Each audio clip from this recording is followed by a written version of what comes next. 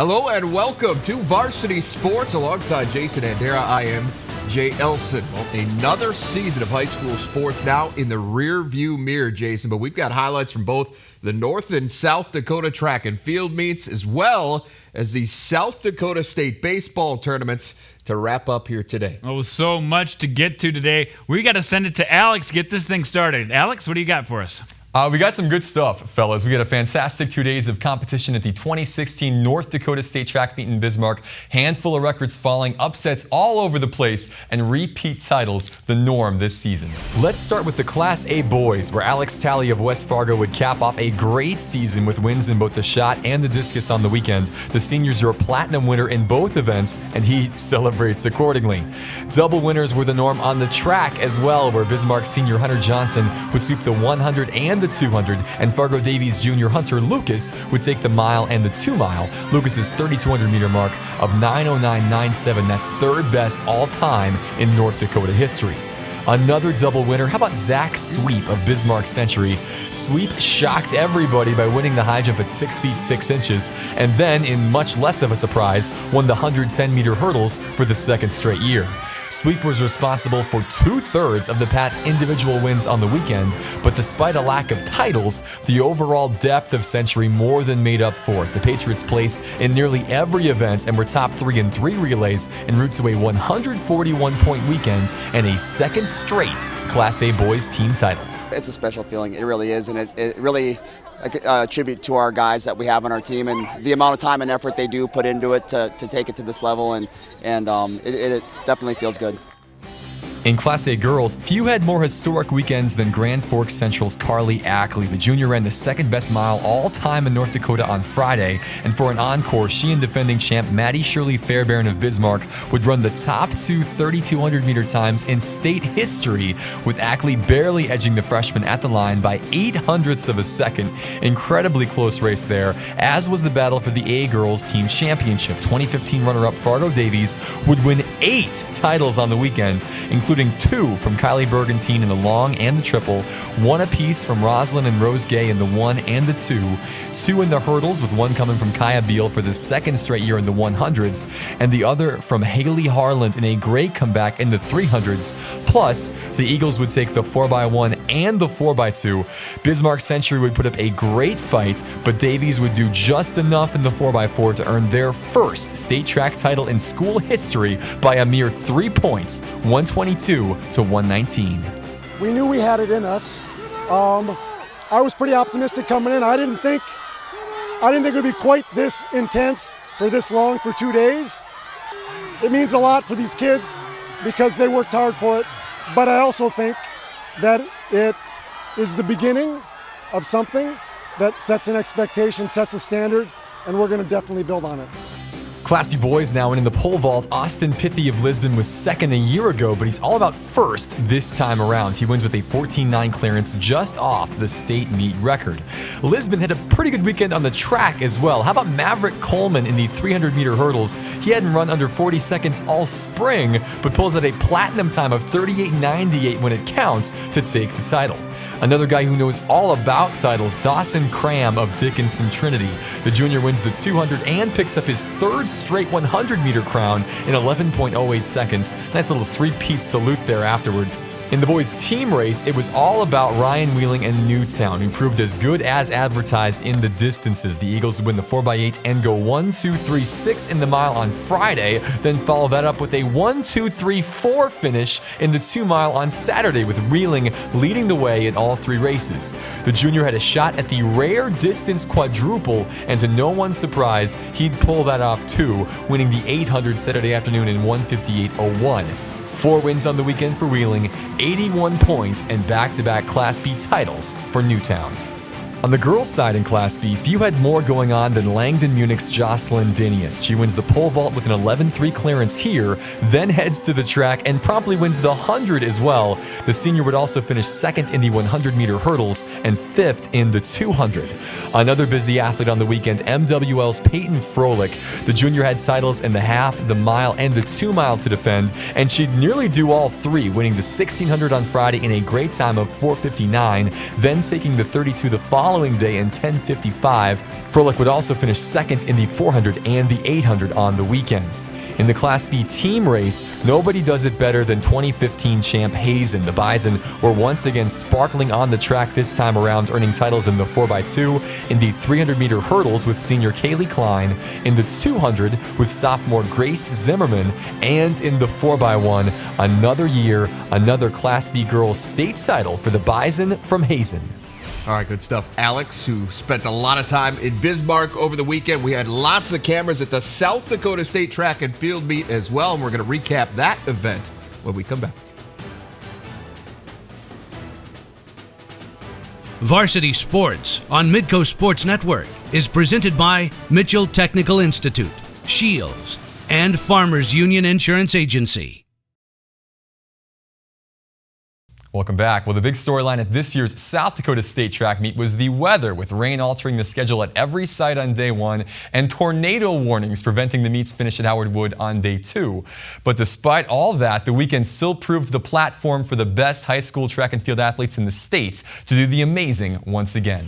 Let's get to it on day one at the triple jump pit. We only had one platinum mark set this weekend by a South Dakota boy, and this is it. O'Gorman's Luke Fritsch launches 46 feet 5 inches to win the event by over 2 feet and earn that platinum mark. He's your AA boys field MVP. The AA boys track MVP, that would be Mason Herricks of Watertown. The senior sprinter would go unbeaten on the weekend, winning the 1 and the 2 and anchoring the arrows to state record-breaking wins in the 4x1 and the 4x2. Despite Herrick's heroics, Watertown would still finish a distant second in the boys' team race, 44 points behind champion Sioux Falls Lincoln. The top-ranked Pats would get field wins from Evan Heber in the high jump and David Rios in the discus, plus they'd get a distance sweep from state cross-country champ Gabe Peters and place top 4 in every relay to earn their second team title in 3 years. To AA girls, where for the second year running, Emma Stewart of Yankton is your field MVP. She wins the long and the triple jump. Stewart, though, not the only double winner of the weekend. How about hurdler Elizabeth Schaefer of Stevens? She goes platinum in both the 100s and the 300s. Plus, there's track MVP Courtney Dowling of Pierre, who caps off her career with a new meet record in the 200 and a title in the 100 as well. Dowling would also break her old 400-meter state record time by almost a second, but so would Brandon Valley's Krista Bickley. In the race of the weekend, the freshman would run a ridiculous 54.08 to edge Dowling by 11 hundredths in the fastest 400 meters in South Dakota girls prep history. Bickley's Lynx would have a huge weekend, winning 4 of 5 relays and scoring 126 points, but incredibly, it was still 8 points shy of the 134 put up by Sioux Falls Lincoln. Jasmine Cooper would win the half and the mile for the second year running. Izzy Van Veldhuizen would win the shot and finish second in the disc. Riley Heyer would place in 4 events, plus the Pats would take the 4x1 to win their first girls team title since 1987. In Class A boys, it was a big weekend for Baltic's Sam Clark. The senior wins the 100 and the 200 to take home track MVP honors. While in the field, how about a repeat championship for Spearfish's Jackson Hinch? The Spartan senior takes the high jump with a 6'7" clearance, adding a Class A title to his Class AA crown from a year ago. Back on the track, Sioux Falls Christian's Caleb DeWeird would win the 800 and anchor the Chargers to a new state meet record in the medley, but SFC would finish runners-up in the team race by 24.5 points to 2015 champ St. Thomas More. Luke Julian would earn his second straight mile title, while the Cavs would win 3 relays on the weekend and set a meet record in the 4x1. Another year, another dominant state meet for STM. In Class A girls, Shayla Howell of Belfouche would dominate the top of the podium, winning the 200, the 400, and the triple jump, but it was another outstanding sophomore, Vermilion's Maddie Lavin, who would earn track MVP honors after she swept the mile and the 2 mile. Those two were great, but no group could match the overall dominance of the Cavaliers of St. Thomas More. Shannon Duffy would win the high jump and earn her second straight 100-meter hurdle title. Bailey Carlson would take the 100 and place second in the 200, and the Cavs relays would pick up wins in the 4x2, the medley, and set a meet record in the 4x1 to earn their third team title in 4 years by 43 points over second place Custer. To Class B boys, where we've got to start with Zach Anderson. The Parker senior would win the long jump, the triple jump, and would go 6'9" in the high jump to break the state meet record he set a year ago. He would do just enough to earn his second straight field MVP nod. Your B-boys track MVP would go to Bryce Malsom of Edmond Central. The senior would do the hurdle double for the second straight year and earn the all-class gold medal in the 300s at 39.71 seconds. And in the wide open as usual B-boys team race, wins in the 100 from Colbior and mile and 2 mile titles for Daniel Burkhalter gave the Cardinals of Bison just enough to get by Chester by 5 points to earn their first state title in school history. Finally, in Class B girls, Josie Wolf of Chester had another great state meet. The senior would go unbeaten over the weekend, defending her 100 title and winning the 200 while anchoring the Flyers to wins in the 4x1 and 4x2. But as good as Chester was, they didn't come close to stopping the juggernaut that is Ipswich. The Tigers would score 104 points to earn their 5th straight team title by a ridiculous 51-point margin. Taylor Maurer and Autumn Pitts would go 1-2 in the pole vault. Angela Hines would take second in the 200 and lead 2 relays to top 4 finishes, and the incomparable Macy Hines would win state titles in the 4, the 8, the mile, and the 2 mile on her way to her 5th straight track MVP award. Hines has now won every non-hurdle running event at state, 19 total titles for her career, and she is still just a junior. Hats off to Todd Thorson and the Tigers on another state championship. Coming up later in the show, we've got highlights from the South Dakota State Baseball Championships, and we'll take a look ahead to this week's North Dakota baseball tournaments. But up next, my cousin Alan and I have a score to settle in the North Dakota versus South Dakota Interstate medley. Varsity Sports on Midco Sports Network is presented by Mitchell Technical Institute, Shields, and Farmers Union Insurance Agency. And welcome back. Well, we are going to be talking some high school baseball here in a bit. But first, we've got to put the final bow on the track and field season in North and South Dakota. You're right, Jay. Now that the dust has settled on the state meets, we'll check in once more with an increasingly more depressed Alex Heinert. Yeah, thanks, boys. We're incredibly, sadly, at the end of the season for high school track and field in the Dakotas. But on the one hand, that means withdrawal is about to sit in. But on the other hand, it means it's time to hand out our Platinum Awards for 2016. We've been keeping track of the best times and marks from either North or South Dakota throughout the season. And following a couple of prolific state meets this past weekend, it is time to reveal this year's Platinum champions, starting in the boys' field events. Alex Talley of West Fargo, one of only 2 guys to go double platinum this year. Great job by him.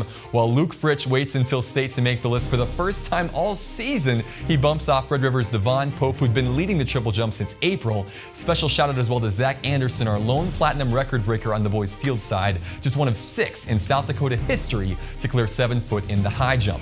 On the track, 3 new platinum records were set this year, with Mason Herricks holding one outright and grabbing a share of the other with Sam Clark in the sprints. Great year for the Watertown senior, and a great year for Hunter Lucas of Davies. That 4:13.15 mile time from the junior, a second better than Will Lauer's platinum record from last season. Also, shout out to Gabe Meschke and Maverick Coleman, a couple of North Dakota guys who break through on this list for the first time after great state meets this weekend.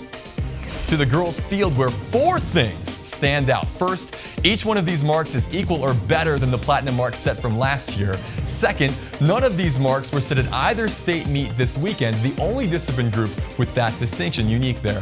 Third, out of all of the winners in any discipline, Akili Moulton the only one to repeat as a platinum champ in the same event from a year ago. And finally, and the most obvious, all of these girls from North Dakota, a banner year from the Peace Garden State's throwers and jumpers. And finally, we saved the most prolific for last, the platinum for girls track. And note that every time on this list was set this past weekend at state meets. That's incredible. First of all, we finished with 3 girls in double platinum with Courtney Dowling, Carly Ackley, and Elizabeth Schaefer. Plus, 6 of these 8 times are new platinum records, and probably more importantly, 2 were new all-time state records, with Krista Bickley in the 400 and Ackley in the 2 mile. Congratulations once again to all of our platinum winners for 2016, the best of the best in North and South Dakota. Yeah, we certainly echo that. Some impressive numbers, and congratulations once again to all of this year's platinum winners. Thanks, Alex. The races, the contest done for the season on the track, but there is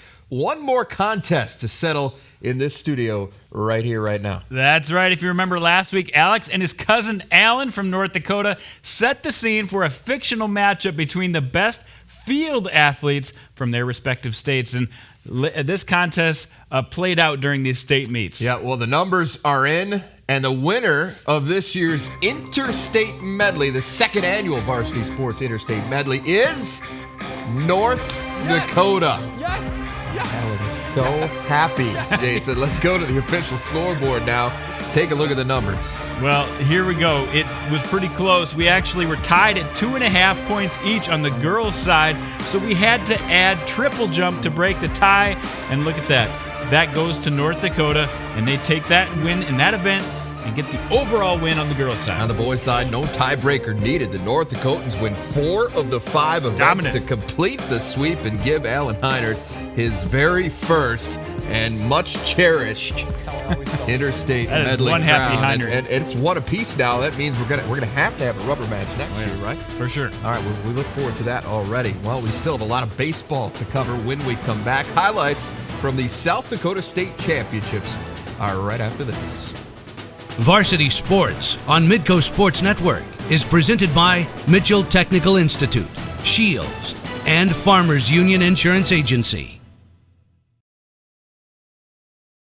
The weather threw a bit of a wrench in the schedule of the South Dakota State A baseball tournament over the weekend. The Final Four, of course, set to play out last Saturday, but over 1.5 inches of rain on that day pushed the action to Monday and changed the location from Sioux Falls Stadium to Rocket Field on the campus of Augustana University. Let's take a quick look now at the semifinals. Brookings came up with a big 5th inning and a strong pitching performance from Garrett Jepson to beat Roosevelt 7-1, while Pierre and Lincoln battled in the second semi. Yeah, so in the second game, Landon Badger broke things open for the Govs with a 3-run homer. Put his team up 5-0, but Lincoln had a comeback in store, and they recovered very nicely with 7 unanswered runs, winning 7-5, and that would set up the finals, in which we'd have a rematch from the only game Lincoln lost all season long against Brookings. And I think the matchup a lot of people maybe expected to see, so let's go to the highlights here. Brookings strikes first with 2 runs in the top of the second. Sam McMacken was the 3rd consecutive walk in the inning. That forced home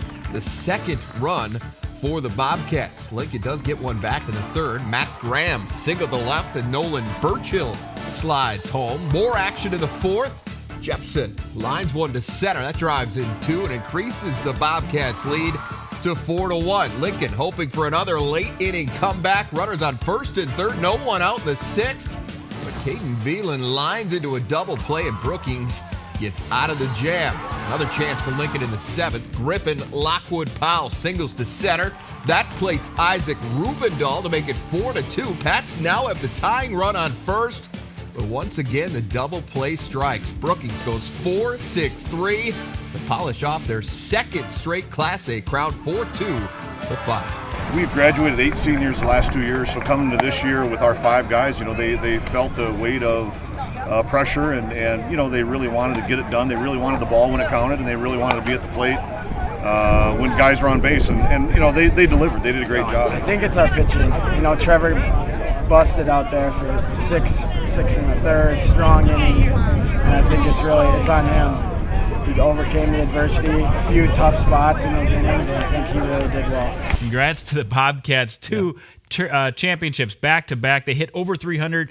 ERA was right around 1. Excellent season for Brookings on the year. Absolutely. All right, time to move to Class B. This championship took place in Sioux Falls at the Birdcage. In the first semifinal, winner Colombe had to come back to force extra innings against Del Rapids, then get the game-winning hit in the 13th inning. Kelly O'Brien gets that single to put him up 4-3 to advance to the final. They say undefeated at that point in Class B play this season. The next semi, West Central gave up a run in the 1st inning, then settled down and took care of business. They come back with a 3-1 win over Dakota Valley to set up the championship between winner Colombe and a team that was red hot going into the state tournament. You can't get West much Central. hotter than these 2 teams. One undefeated throughout the regular season in the class.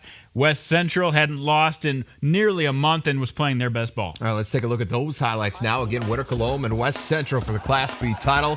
The Royals took advantage of a few Trojan miscues to put together a 4-run first inning. Ultimately, built a 5-0 lead. West Central did scratch out a little offense, but could never come up with a big inning. That's largely because they couldn't stay out of the double play. The Royals turned 4 of them on the day. Trojans still managed to close the gap to 5-4 late in the game, but Carter Brickman closed the door with 2 2/3 innings of one-hit pitching to secure Winter Cologne's first state title in club history. Our pitching and our defense, we realized, didn't really hit today very well, but we played good defense and we pitched well. To get guys on base and kind of get ourselves running and using that to our advantage, and that really woke us up. And I mean, we might have used a little energy. The boys were awfully tired there at the end, but they're able to get through it, and I'm just so proud of them. Great job by the Royals. Only 2 seniors, by the way, on this squad. Loaded. They should be loaded and ready for another great season next year. Winter Cologne, the Class B champions. Brookings, the Class A champions. Congratulations again to both of those teams and all of the teams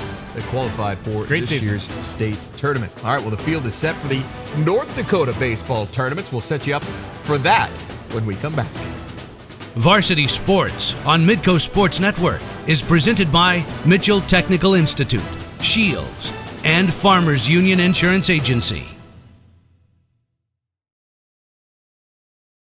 The North Dakota Class A tournament set for this Thursday through Saturday at Jack Brown Field in Jamestown. And here is a quick look at the bracket. Jason, obviously Century comes in as one of the favorites for this thing. They played well in the WDA tournament, secured that #1 seed. West Fargo Cheyenne gets it out of the East as a #1 seed, but look for the West to really have a good first day in this tournament. In Class B, the championship will just be decided at Newman Outdoor Stadium in Fargo. Top seed Beulah, 26-2 on the year. Yeah, the top 4 seeds, all seeds that I had in the power rankings throughout the years. No big surprises. It's going to be interesting to see how this plays out, though. That's a quick look at the field. We'll go into the previews a little bit deeper this week later on, coming up in the Midco SN podcast. So be sure to check that out on our website at midcosn.com or on the iTunes store. That's going to do it for us. For Alex Hodder, Jason Andera, I'm Jay Elson. Thanks for watching.